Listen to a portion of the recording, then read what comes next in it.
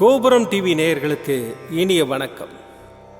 இன்று பிறந்தநாள் காணும் மற்றும் மணநாள் காணும் அத்துணை சகோதர சகோதரிகளுக்கும் எங்களது இனிய வாழ்த்துக்கள். பாபாவின் ஆசிகளோடு பல்லாண்டு காலம் நீங்கள் எல்லா வளங்களும் செல்வங்களும் பெற்று நலமுடன் வாழ வாழ்த்துகிறோம். பாபா அழைக்கிறார்.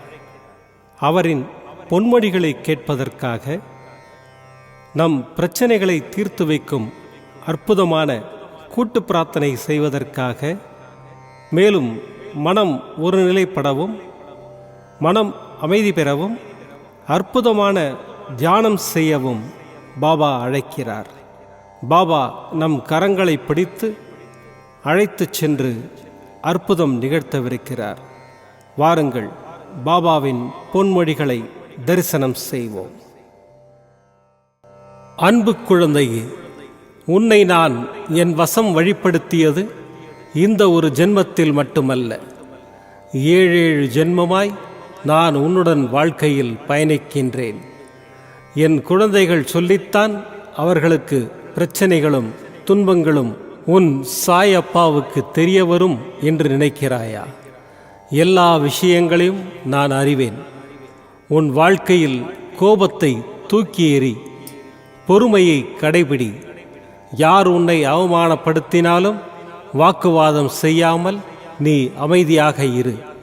மற்றவற்றை நான் பார்த்து கொள்கின்றேன். உனக்கான காலம் வந்துவிட்டது. நீ நிச்சயம் வெற்றி பெற்று நிம்மதியுடன் வாழ்வாய். உன் அப்பா சாய் இருக்கிறேன், கவலைப்படாதே. ஓம் சாய்ராம். பாபாவின் அற்புதமான பொன்மொழிகளை தரிசனம் செய்தோம். அடுத்த நிகழ்வு கூட்டு பிரார்த்தனை. நம் மனநலன் சார்ந்த பிரச்சனைகளுக்காகவும் உடல் நலன் சார்ந்த பிரச்சனைகளுக்காகவும் மற்றும் நம் அனைத்து விதமான பிரச்சனைகளுக்காகவும் சாய்நாதரிடம் கூட்டு பிரார்த்தனை செய்வோம். வாருங்கள், இந்த அற்புதமான கூட்டு பிரார்த்தனையை செய்வோம். பிரார்த்தனாஷ்டகம். 8 பிரார்த்தனைகள். சாந்தமான மனம் கொண்ட சாயிநாதரே, அறிவின் சிகரமே, அன்புள்ளம் கொண்டவரே, கருணை கடலே, உண்மையின் இருப்பிடமே, மாயை என்னும் இருளை அகற்றுபவரே, ஜாதி மத பேதங்களுக்கு அப்பாற்பட்டவரே, எங்களின் புரிந்து கொள்ளும் திறமைக்கு அப்பாற்பட்டவரே, அன்பின் இருப்பிடமே, ஷீரடி வாழ் இறைவனே, என்னை காப்பாற்றும், என்னை காப்பாற்றும். ஞான சூரியனே, ஞானத்தை வழங்குபவரே, பக்தர்களின் மனங்களில் உலவிடும் பரமஹம்சரே, அனைத்து நன்மைகளுக்கும் காரணமானவரே, தங்களை சரணடைந்தவரை காப்பவரே, படைக்கும் தொழில் புரியும் பிரம்மாவும் காக்கும் கடவுளான விஷ்ணுவும் நீங்களே. 3 உலகங்களையும் யுகங்கள் முடிவில் தன்னுள் ஐக்கியமாக்கிக் கொள்ளும் ருத்திரனும் தாங்களே. நீங்கள் இல்லாத இடம் இந்த பூமியில் ஏது? எல்லாம் அறிந்த இறைவன் நீங்கள். எங்கள் எல்லோரின் இதயங்களிலும் வசிப்பவரும் நீங்களே. எனது எல்லா குற்றங்களையும் மன்னிக்க வேண்டும் என்று வேண்டி கேட்டுக்கொள்கின்றேன். அலை அலையாய் தொடர்ந்து வரும் சந்தேகங்களையும் மனமயக்கங்களையும் போக்குவீராக. நீங்கள் கோமாதா, நான் பிறந்த இளங்கன்று. நீங்கள் சந்திரன், நான் சந்திரகாந்த கல். தங்கள் பாதங்கள் கங்கை நதி. பணிவுடன் இந்த தாசன் உங்கள் பாதங்களில் தலை வணங்குகிறேன். உங்கள் கைகளை என் தலைமீது வைத்து ஆசை கூறுங்கள். என் கவலைகளும் துன்பங்களும் பறந்தோடட்டும். இந்த கணு தங்களின் தாசன். இந்த 8 துதிகளையும் கூறி நான் உங்களை சாஷ்டாங்கமாக நமஸ்கரிக்கின்றேன். எனது பாவங்கள், துன்பங்கள் மற்றும் ஏழ்மை நிலை இவை யாவும் உடனடியாக விலகி ஓடட்டும். ஓம் சாய்ராம், ஓம் சாய்ராம், ஓம் சாய்ராம். அற்புதமாக கூட்டு பிரார்த்தனை செய்தோம். பாபா நம்முடைய கோரிக்கையை ஏற்று நிச்சயமாக நமக்கு அற்புதங்களை செய்வார் என்பது சத்தியம். இனி கண்களை மூடி பாபாவை மனதில் நிறுத்தி பாபாவின் அற்புதமான சக்தி வாய்ந்த மந்திரத்தை அனுபவிப்போம். ஓம் நமோ பகவதே சாய்நாதாய अमृतवाक्यवर्षाय सकललोकपूजिताय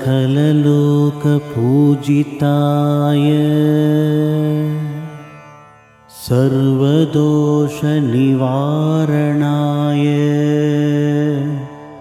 शिरडिवासाय साईनाथाय ते नमः। ॐ नमो भगवते साईनाथाय अमृतवाक्यवर्षाय सकललोकपूजिताय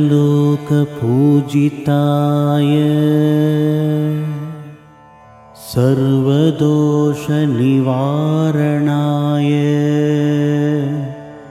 शिरडिवासाय साईनाथाय ते नमः। ॐ नमो भगवते साईनाथाय अमृतवाक्यवर्षाय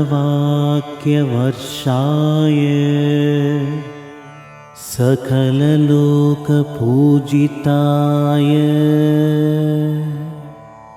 सर्वदोषनिवारणाय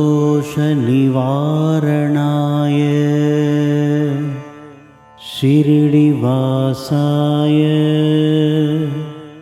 साईनाथाय ते नमः। ॐ नमो भगवते साईनाथाय अमृतवाक्यवर्षाय सकललोकपूजिताय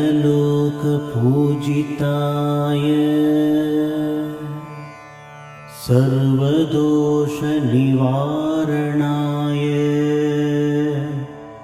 शिरडिवासाय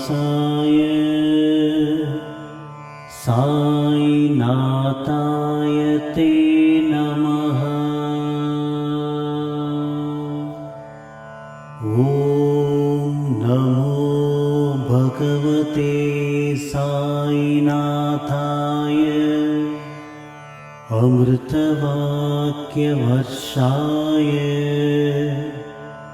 सकललोकपूजिताय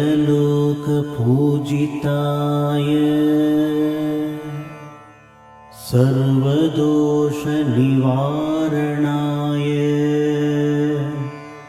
शिरडिवासाय साईनाथाय ते नमः। ॐ नमो भगवते साईनाथाय अमृतवाक्यवर्षाय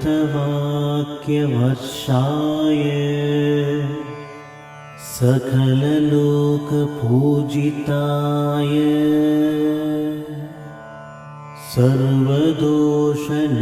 सर्वदोषनिवारणाय शिरडिवासाय साईनाथाय ते नमः। ॐ नमो भगवते साईनाथाय अमृतवाक्यवर्षाय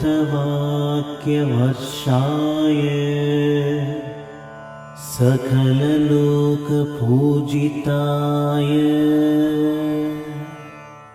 सर्वदोषनिवारणाय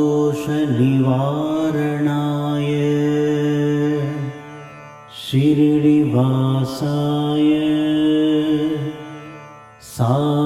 साईनाथाय ते नमः। ॐ नमो भगवते साईनाथाय अमृतवाक्यवर्षाय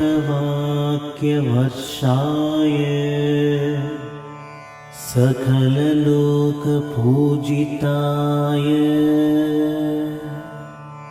सर्वदोषनिवारणाय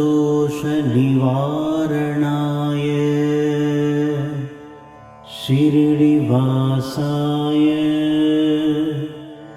साईनाथाय ते नमः। ॐ नमो भगवते साईनाथाय अमृतवाक्यवर्षाय सकललोकपूजिताय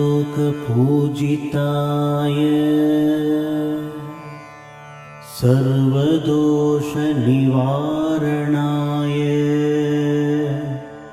शिरडिवासाय साईनाथाय ते नमः।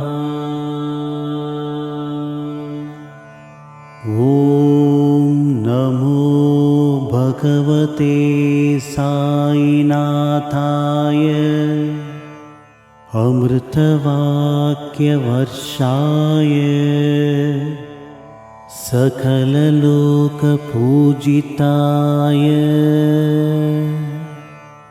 सर्वदोषनिवारणाय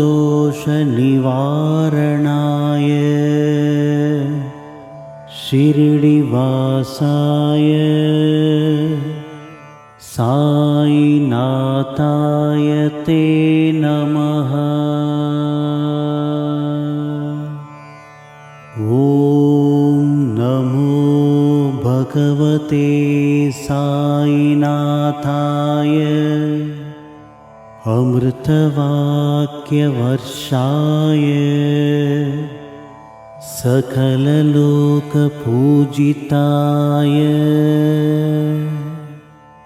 सर्वदोषनिवारणाय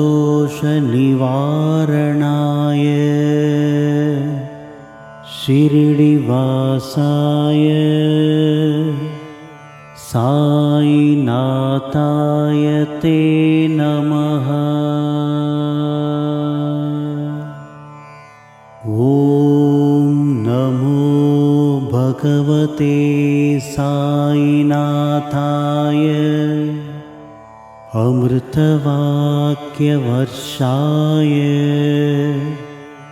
सकललोकपूजिताय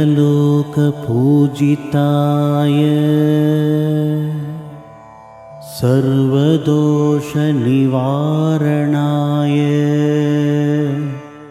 शिरडिवासाय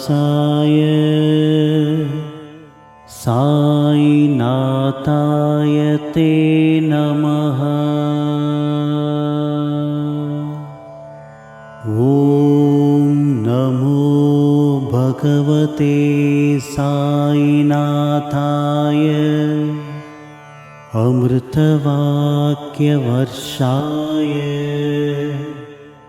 सकललोकपूजिताय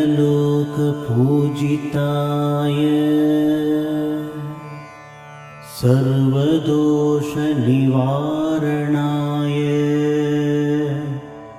शिरडिवासाय साईनाथाय ते नमः। ॐ नमो भगवते साईनाथाय अमृतवाक्यवर्षाय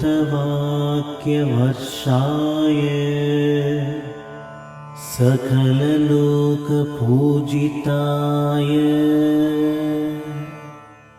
सर्वदोषनिवारणाय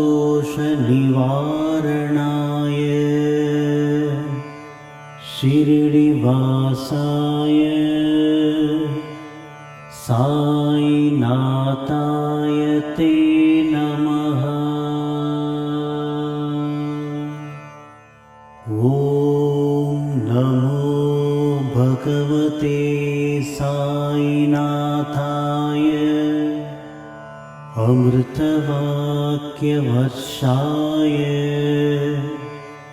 सकललोकपूजिताय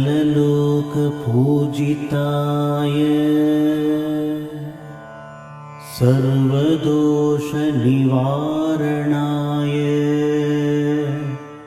शिरडिवासाय साईनाथाय ते नमः।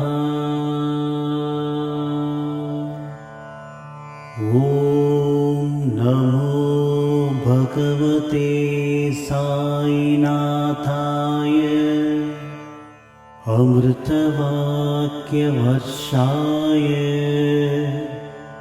सकललोकपूजिताय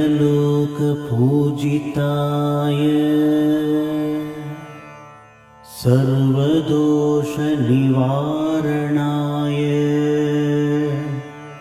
शिरडिवासाय साईनाथाय ते नमः। ॐ नमो भगवते साईनाथाय अमृतवाक्यवर्षाय सकललोकपूजिताय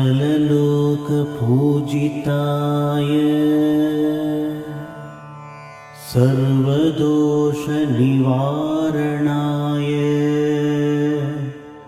शिरडिवासाय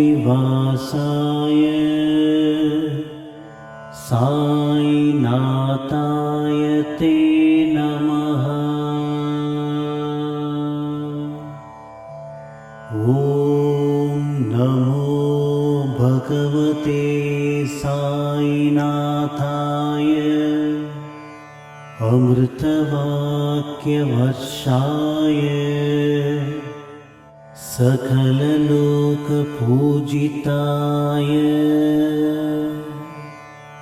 सर्वदोषनिवारणाय शिरडिवासाय साईनाथाय ते नमः।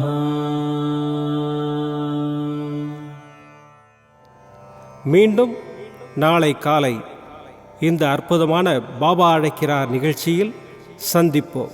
நன்றி, வணக்கம். விதம் விதமான பக்தி நிகழ்ச்சிகளை உங்களுக்காக தந்து கொண்டிருக்கிறது உங்கள் கோபுரம் டிவி. உங்களுக்கு பிடித்த நிகழ்ச்சிகளை லைக் செய்யுங்கள், உங்களுக்கு பிடித்த மாணவர்களுக்கு ஷேர் செய்யுங்கள்.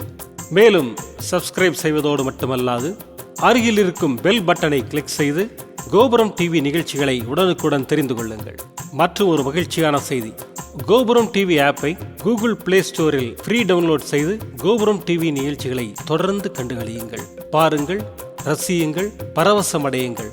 gopuramtv.com பக்தி பக்திமயம்.